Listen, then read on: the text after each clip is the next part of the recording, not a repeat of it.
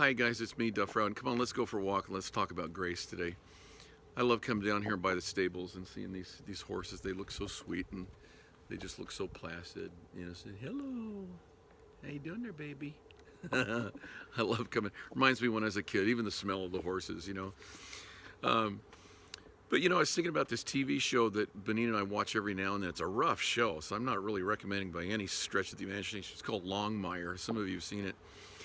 And there was this scene, you know, it's always tragic what's going on up there in Wyoming. I don't think I'm ever going to move to Wyoming after watching that show. But the way this story goes is there's a girl who's about 16 and she's getting in trouble. She's hanging out with people that are selling heroin and she's just doing horrible stuff, and he's sleeping around with guys twice her age, and it's just awful what she's becoming. She's rebellious, she's snotty, and has no respect for authority and stuff like this. And then to make matters worse, she doesn't live with her parents, but she lives with a sweet old grandma who's got like an oxygen tube around her nose like this. It looks like she's about 90 years old and wears a wig. And she just thinks that this granddaughter is the sunshine itself, and would never believe anything bad about her granddaughter. But her granddaughter, even, because she's got such a drug habit now, she finds in the mail her grandma's Social Security check, and then steals it and takes the money and uses it to buy drugs. And but anyway, this woman deputy has some mercy on her, and she could just throw her in the jail and stuff like that. But instead, she takes this young teenager back to her grandma's house, and she doesn't tell the grandma anything of what this kid's been doing. But the granddaughter is so filled with shame and going, I can't believe this. I stole my grandmother's only income so I could get high. So anyway, the deputy takes her back there, and the granddaughter thinks that the deputy's going to tell the grandma everything. So she's just talking to her, and the grandma's saying, I still don't understand what happened to my Social Security check. It's just gone. I don't know what happened. And then the deputy says to the grandmother, with the granddaughter standing right there, she goes, well, you know what? Your granddaughter helped me figure out where it went. And you know what? And this deputy woman, she pulls out her own checkbook, and she says, there's a reward. And so I'm going to write you a check for the reward, that she gets, and it'll go right to you as her guardian. And she writes out a check for the amount that granddaughter stole and gives it to the grandmother. And the granddaughter's just sitting there going, just the look on her face is like, there is no way I deserve this. This deputy should be throwing me in jail and setting me up and sending me up for a long time. What a horrible thing to prey on somebody's trust like that, who loves me, who adores me, and I'd rip her off just so I could get high. And when I watched that scene, man, it just blew me away, because I thought, man, that's the grace of God.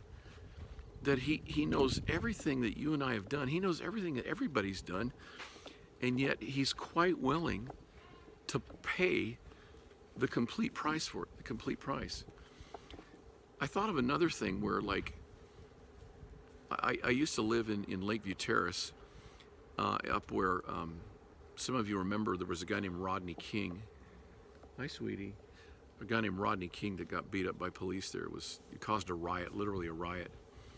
But there was a guy that was homeless, and he had one leg, and his actual parents used to live next door on a ranch, and there was horses around there and stuff like this. And his parents built a big fence around their house so that he couldn't get in and steal from him. And I remember that guy, he was so messed up in drugs and alcohol and this kind of stuff, and he just looked terrible, and he just stunk to high heaven.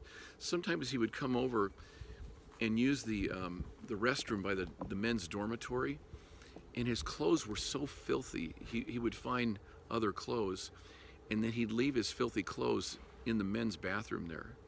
And it was so awful. It was just like, and it just kind of represented him. It was so awful. And we'd have to pick those clothes up. And it made me think about this, is when Jesus took on my sin, it was like he took my filthy clothes, he took my filthy garments, and he put them on. and said, Father, I'll pay his punishment. But you know what, you guys, that's grace. No other religion has that. You know why? Because only God himself could invent it. Eye has not seen, ear has not heard, it's not even into the heart of man the things that God has done and prepared for those that love him. You guys, I want you to understand something. I want you to understand it very, very clearly. His grace is enough. You can't deserve it. There's nothing you can do. If there was something you could do to earn it, he'd let you earn it. But you can't. You can't. You can't buy it. You can't pay it back. So don't try. I want you to know this. He wants you to rest in his love. He wants you to come to a place in him where you can just say, Lord, you know I did all this stuff. I don't deserve your forgiveness, but I know that you're rich in mercy.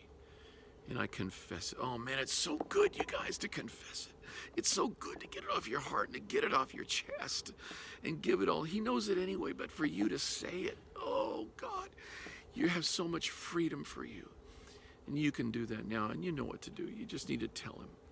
And you need to tell him that you know that he died on the cross to wear your sin for you, to put it on and to take it off of you and to clean you.